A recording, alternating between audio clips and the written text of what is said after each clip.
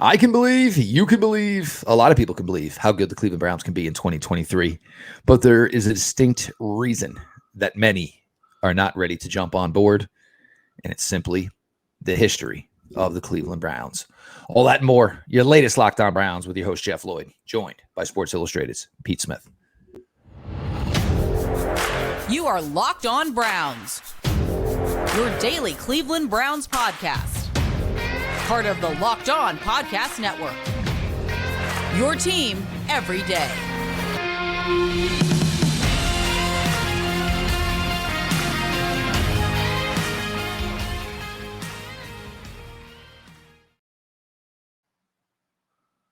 Welcome back, my friends, to the show that never ends, your daily delivery of all things Dog Pound, LGB on the LOB, the Locked On Browns podcast, brought to you by the Locked On Podcast Network, your team every day. Your host, Jeff Lloyd, at Jeff_LJ_Lloyd. Joined today, Sports Illustrated, Browns Digest, Mr. Pete Smith, at _Pete Smith_. Appreciate everybody who makes Locked On Browns their first listen every single day. The legion of the everydayers as we are closing in on 6,000 subscribers here on YouTube. Join the group, join the club. Best way to do that is to make sure you're subscribed to the Locked On Browns podcast here on YouTube. Notifications on, so when the content drops, you're all there to digest it. And of course, Locked On Browns is always available, always free, audio-wise, wherever you get your podcasts. I put out a tweet last night. And, obviously this is on the heels of, last couple episodes. And again, Bengals fans, you are all so lovely. And, in the mentions and the DMs, you're all a bunch of great folks. And we'll see where it comes. We'll see where it comes week 1. We'll see where it comes week 17. Week 18, who gets the last laugh. But Pete, and look, if it wasn't for the fact is, invested we are as our work covering Cleveland Browns, seeing, the work that was done this offseason, seeing the growth of some of the young talent here, looking at some of these positional rooms and the depth of them. We've had conversations over the years, especially even this time of year. Okay, well, if we can find a way to get 2 guys here, if we can get here, and then Labor Day weekend, if we can find a 1-2, and we just feel that that's just not the case here. Are there question marks? Sure. Every team's got question marks going into training camp. That's never going to change. But it's certainly, the questions now are, hey, can so-and-so step up? Not, hey, we don't even have a so-and-so. These were conversations that were had in the past. Defensive tackle still not to our liking. And, Pete, let's be honest, maybe it'll never be to our liking. But I think one of the biggest issues is there are so many people, and it's, hey, fool me once, shame on me, fool me twice, yada, yada. I'm sorry, the other way around, of course. But the problem is here, Pete, is there's a stigmatism to this franchise. And look, there's franchises like this in obviously other professional sports leagues, collegiate sports, where it's truly hard to believe that the time is now for said franchise because A, it's been said before, and B, it's always essentially found a way to end up on the side of the road with no wheels and a burning motor on fire, and basically everything just reduces to rubble and ash. Yeah, I think certainly the Browns, they've got 1 playoff win since 1994. So that's going to come. Granted, it was in the last 4 seasons. Yeah, certainly the last couple of years have been better than what they've expected, which has been sort of an interesting dynamic that people are pissed, even though they're certainly better than they have been. But they don't have the credibility that a team, say the Cleveland Guardians, has earned, beating up on the Mountain West Conference of baseball for decades, that they've gotten all these division championships and obviously have been close to a couple World Series titles. But so to contrast it, this year is a major disappointment because people just sort of expect that team to figure it out some way, and to this point they haven't. That's the opposite for the Browns for the most part. I get countless people who go, every year we do this hype and then no wins, even though I would argue that the situation is completely different from year to year, but whatever. I understand why that thought process is out there. I mean, there are legitimate reasons why the Browns could have a difficult time this season, from the division to the AFC conference as a whole, but certainly there is always an expectation on some level that the Browns have a way of finding the banana peel. And for those who don't get it, my good Lord, the banana peel, the banana in the tailpipe. I suggest, you guys do a little movie history. And look, and to be fair, Pete, it comes completely valid. I mean, it's a valid. It's the Browns, similar to things in pop culture. My daughter, Taylor Swift can't keep a man. Like, until something is basically irrevocably broken, jinx, curse, what have you, until you truly are forced to look at something and look at it from an opposite end of the spectrum, it makes a ton of sense. But, we go into this and, in 2020, for example, things were looking pretty good. Then Odell goes down on the road against Cincinnati. And what did you get? You got a better version of this team, better version of this offense, a better version of Baker Mayfield. And, for the Browns now, it's not so question. We always had the questions about the Billies and the Joes. It's not really a question about the Billies and the Joes anymore. And, I did have one come over the week. Well, Dalvin Tomlinson, but they've done this before. Malik McDowell, Malik Jackson. Malik McDowell and Malik Jackson combined are not Dalvin Tomlinson. But there are credible players here. And it's just, Jim, everything here, it's put into place. Look, a lot of it certainly is going to fall on, how well Deshaun Watson can perform here. But, and look, I've been fooled before. I've only been covering this team for 7 years. Most of you all been here for a lifetime, and you've been fooled numerous times. But, granted, the schedule is difficult, and we're going to get that in segment 2 because, a lot of this, what we're saying here as far as segment 1, is going to become relevant by October 8th. I'm sorry, actually, that'll be October 15th. But, Pete, it looks, and you basically have to say, well, how does it look? What do you think? Your job is to analyze, my job is to analyze. Yes, there's a hole. Yes, there's room for another player or two to even bolster this roster. But legitimacy, this looks about as real as it's ever been. Yeah, I think they're 2 players away. Obviously, injuries are a huge factor in that. But if they bring in a starting 3 and they bring in a credible running back, they really don't have a hole at that point. Now, obviously, it becomes all this talent then has to play like it's capable. But at that point, what hole can you really poke at? I mean, there will be people who complain about linebackers, but like – I really like Anthony Walker and JOK in this defense. Other than that, like, what are we really worried about in that realm? Again, injuries play a role, but if you get those 2 things taken care of, or Jerome Ford just proves to be a revelation, then you're in a really good football team. I think,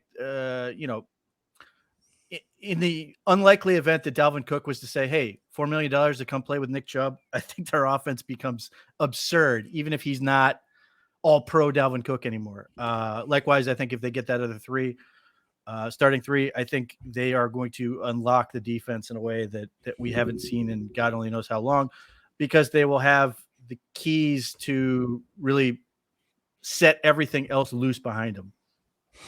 And look, until Dalvin Cook and we hear otherwise, it's a very, very appealing option. And, everybody, maybe look, and Pete tweeted about it yesterday. I commented, we saw a running back fall off the cliff last year. I don't think what we saw Dalvin Cook last year is anywhere even close to that. Plus, you say, hey, what would Dalvin Cook like with a, maybe 9-13 touch load? And I gotta be honest, probably looks like it'd be pretty impressive. But the tale of the 2023 season will start obviously in September, weeks 1 through 6, of course, a bye week in there, and it's a juggernaut. And we'll go a little bit more in depth on that, because if the Browns want to break the narrative and want people to treat this team with respect, they can easily do all that by October 15th. Jeff Lloyd, Pete Smith, your latest Locked On Browns. Baseball season, it's in full swing, and there's no better place to get in on the action than FanDuel, America's #1 sportsbook. Because right now, new customers get a no-sweat first bet up to $1,000. That's up to $1,000 back in bonus bets if your first bet doesn't win. Just go to FanDuel.com/lockedon to join today. Yesterday was a good day for me. Same game parlay. Pick 3-4 bets that look really appealing to you. Put down a little bit of money. See what kind of return you can get. Well, my Mets showed up yesterday, and so did the money in FanDuel. We'll see how it works out tonight. So don't miss your chance to snag a no-sweat first bet up to $1,000 when you join FanDuel today. Go to FanDuel.com/lockedon to sign up. FanDuel, official partner of Major League Baseball. Major League Baseball trademarks used with permission. Once again, appreciate all of you who make Locked On Browns your first listen every single day. The everydayers, you guys are the fabric on which the Locked On Podcast Network is built. Many media outlets are slowly moving away from daily coverage of your favorite teams, which probably only behooves us here at Locked On even more, because that is essentially what the Locked On Podcast Network plan is. So we will be here every single day, or become like an everydayer. And the best way to do that is to make sure you subscribe to the Locked On Browns podcast. Moving on here. Now, you look at the way this is, and, if you want instant credibility, or if you want the same old October that we are pretty much used to here, as far as the Cleveland Browns are concerned, week 1, home for the Cincinnati Bengals. That could be a long week for me. Bengals fans, we still love you so much. Week 2, Monday Night Football at Pittsburgh. Week 3, Tennessee Titans come to town. Week 4, the Baltimore Ravens come to town. Week 5, a bye week. Then coming into town, week 6. And there is no NFL team, in my opinion right now, that if you have question marks about your toughness, about how well you play together as a unit, how physical you can be, if there's questions about your team in any one of those areas, the San Francisco 49ers will just absolutely expose you. One of the most physical teams in the NFL, one of the best tackling teams in the NFL. So, Pete, in order to either make or break this stigmatism, and look, in 2020, what it was, 4-1, whatever it was, the national attention rose for this team. This year, it should rise more, because this schedule, you're facing a ton of big bullets right out of the gate. Sure. But I like it for a number of reasons. Sure, it would be helpful if you rolled out like the Houston Texans week 1, but the Browns are better built to play the Bengals than basically anybody, and they've proven that over the last few years.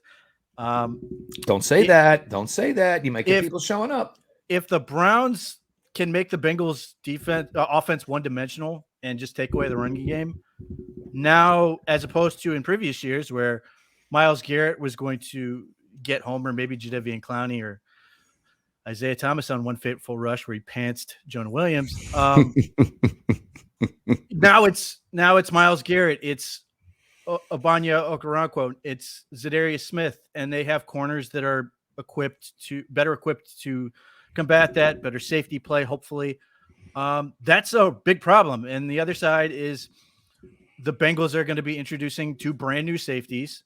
Nobody wants to talk about that. End, which, if the Browns are able to come out firing, and obviously so much of that is on Deshaun Watson playing well, but the Browns have experienced a ton of success against the Bengals, and they've just been able to play balanced. And they've got a good combination of run and pass, and they've got the tools to do all those things. So it's tough. Don't get me wrong. You don't get a gimme there, but the Browns have matched up really well. And you look at a team like the Tennessee Titans week 3, with the investment the Browns have made on the defensive line. Tennessee Titans offensive line is garbage.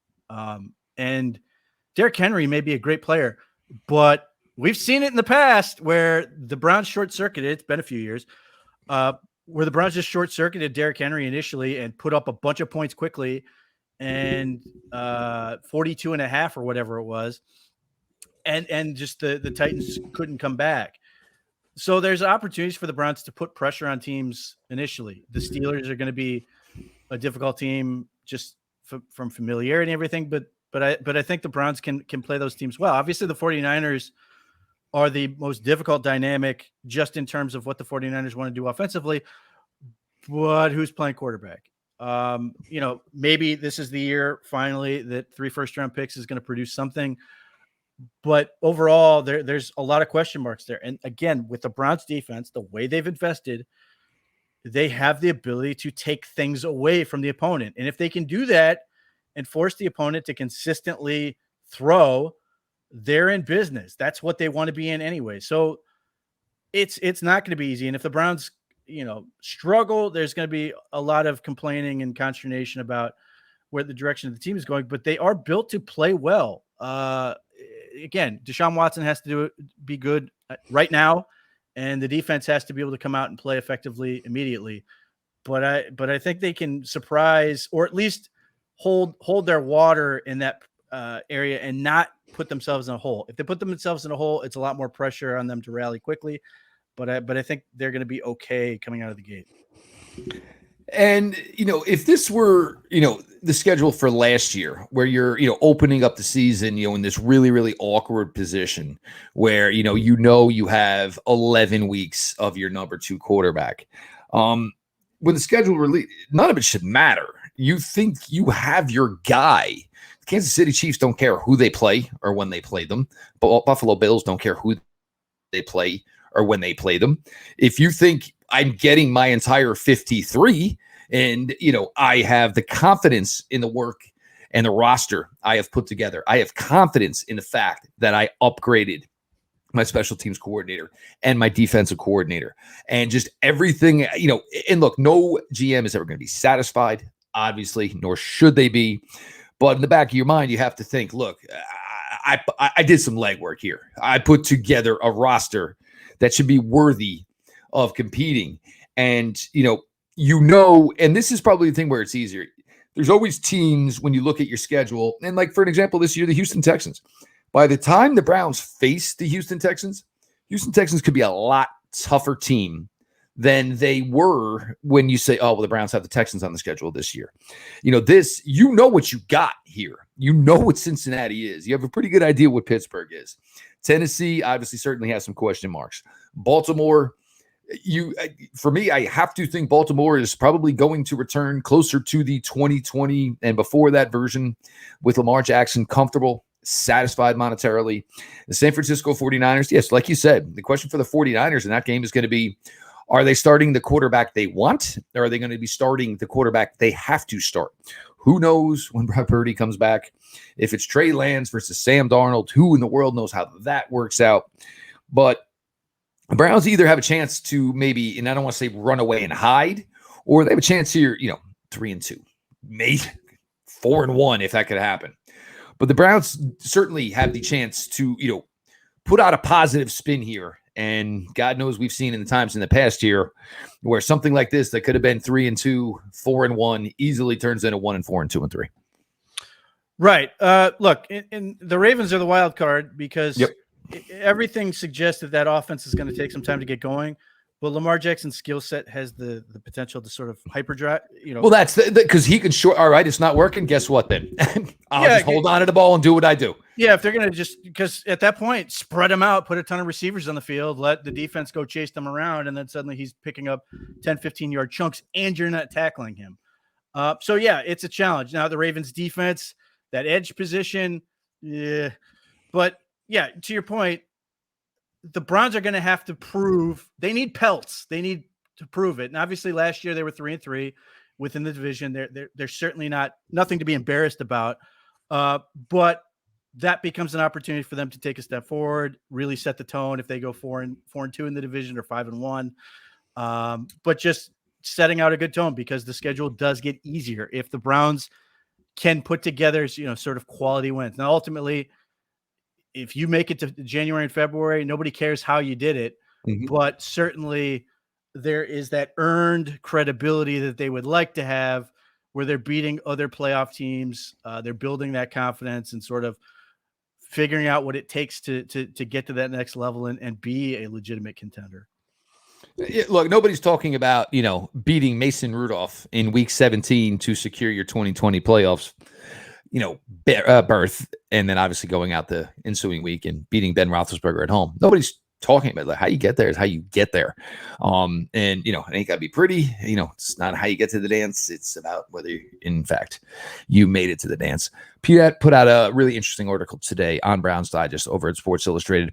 We're going to highlight that here. Everybody wants to talk about breakout players, but, for some of these guys, we talked about them maybe being breakout players last year. But, if everything doesn't function as a whole, if everything doesn't play in harmony, some people in some positions don't get the opportunity to be, in the role and do essentially what we all think they are capable of doing. Jeff Lloyd, Pete Smith, your latest Locked On Browns. As always, appreciate all of you who are the everydayers here for Locked On Browns. Subscribers on the YouTube channel, closing in on 6K. Let's keep that going here, people. Notifications on, so when the content drops, obviously, you guys get it right to your phone, computers, tablets, and you guys are all ready to consume it. And of course, audio-wise, Locked On Browns is always available, always free, wherever you get your podcasts. Pete, I've talked here a little bit over the past couple of weeks. Certainly players that I view that are in line from bigger return. Certainly a couple of players here for the Browns that maybe have not reached the heights that Andrew Berry and, of course, everybody in the draft room thought of them coming out. But this is the reason you go out and you get a better defensive coordinator. This is the reason you go out and up the talent around. Because if everything works in unison, if everything works in lockstep, you probably get the opportunity to see some players reach the heights that they have not reached to this point. It comes with the help you have. Yes, one guy may look like a star on defense and make 20 plays, but in the same respect, you end up using them, to either, go after them to take them away, or trying to fool them and deke them into seeing things they're not seeing because you want to take advantage of so many others on the field. That, at least to this point on paper, and if everything goes to plan, shouldn't necessarily be the case this year. Well, look, over the past month, I guess, I've heard any number of names mentioned as breakout players for the Browns. Elijah Moore, you could throw DPJ and David Njoku in there, even though in Njoku's case, it's more of being recognized as a true superstar rather than just being a really very good tight end. The thing with Njoku is those 3 or 4 games. You extrapolate those numbers over 17 games, and other than Travis Kelce, yeah, he pretty much plays in line production-wise with some of the best tight ends in the NFL. PFF's NFL show even suggested Deshaun Watson as a breakout player, as he could re-break out based on how he played last year. Candidate for comeback player of the year. They will never give him the award, but certainly would be a strong candidate for it. And then defensively, both young corners, Grant Delpit, JOK, Obanya Okoronkwo are all players mentioned as possible breakout candidates, that's where you want to be. You want to be on a team that has a number of candidates. That's a good place to be. The bad news is the entire AFC North is in that camp. Every team in the AFC North has guys like that, that are also possibilities to break out. The key for the Browns is that everything that, like we mentioned a lot of breakout players potentially last year, and what they ran into, especially those defensive guys, was the poor defensive line play, and specifically defensive tackle, that sort of short-circuited everything. And even though there were guys who played better than maybe they got credit for, Greg Newsome is one that stands out to me on that front. JOK was sort of enigmatic and symbolic of the entire defense last year. He was sensational as a rookie, and then did not play well last year for any number of reasons, but specifically the defensive line being the big one. So if Deshaun Watson plays well, you immediately up the chances that you are going to see a breakout player, whether it's Elijah Moore or one of those other receiving guys. If the defensive line plays well, which includes Okoronkwo, and he benefits from potentially playing alongside Zadarius Smith and Myles Garrett on the front. But if those guys play well and they stop the run and do those things, then JOK has a infinitely higher chance to break out. Those corners don't have to cover as long, so they have a chance to break out. And then Grant Delpit, hopefully just in a more sane defense, I guess, in some ways, because he's the most puzzling one of them all. 2 years in a row, he played the first half of the season pretty poorly.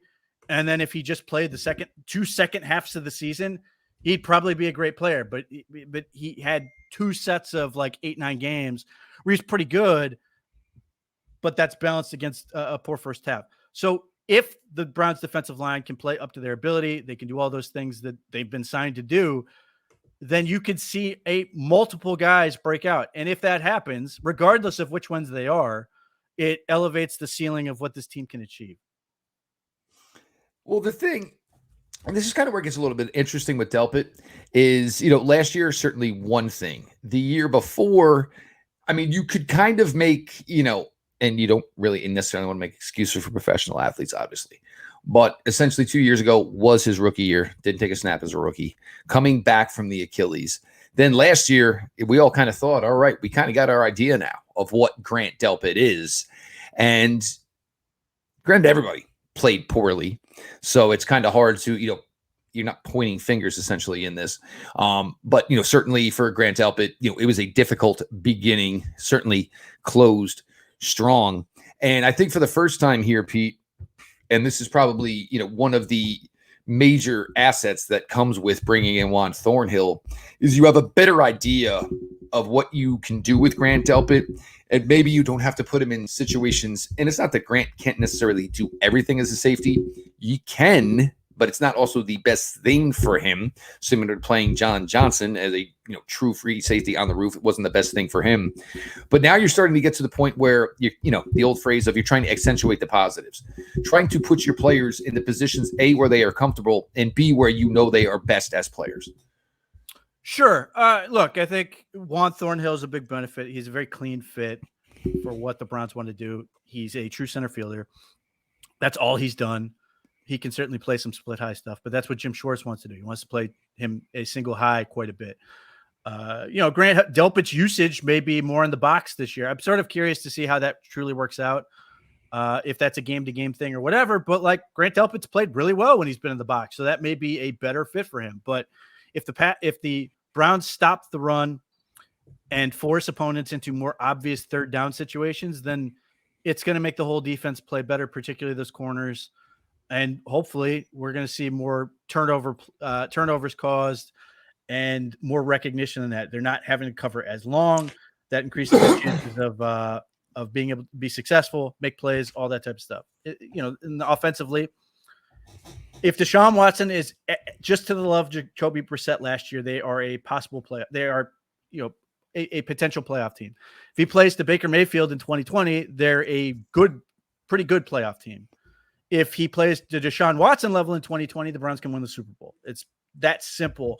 And if all those things happen, then other guys are going to break out naturally just because they're going to get more opportunities. Whether that even qualifies as sort of a breakout year, or if they're just benefiting from everybody else playing well, whatever. No one here is going to complain if the Browns put superstar numbers that are sort of fake superstars, as long as they keep producing at a high level and the Browns win games. And the other thing is a team that wins, a team that plays more confidence, and players seeing other players make individual plays, difference making plays, and you play with more confidence, you play more relaxed, you play with more excitement.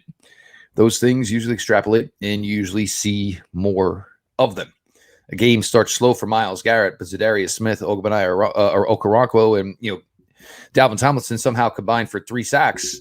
Miles' motor is going to be running just a little bit hotter than normal, trying to get his and trying to join the party, so to speak. And that's the reason you try to put as much talent as possible as you can on your 53-man roster. Iron sharpens iron sharpens iron, and great football usually inspires others to put together great football as well. He is Pete Smith, Browns Digest, SportsIllustrated.com. Pete and his crew over there do a fantastic job day in, day out, giving you incredible Cleveland Browns coverage. I suggest you all join in the club over there and, make make Browns Digest, I should say, part of your daily read. Make sure you're following at _Pete Smith _ for all, the latest content from him and obviously his team over at Browns Digest. I'm your host, Jeff Lloyd at Jeff _LJ _Lloyd. 7th season now of Cleveland Browns coverage. Amazing how quickly the time has gone. Certainly amazing the ride from 2017 to 2020 and then falling back down the mountain the last couple of years here with eyes on hopefully getting back closer to the top here again in 2023. To all the everydayers, cannot thank you enough for making Locked On Browns your first listen. The best way to join that group is to subscribe on the YouTube channel. Make sure your notifications on Locked On Browns YouTube channel, of course. Closing in on 6,000 subscribers. Let's get that number cranking up here. And audio wise, Locked On Browns is always available, always free wherever you get your podcasts. This has been your daily delivery of all things Dog Pound. LGB on the LOB. Let's go Browns.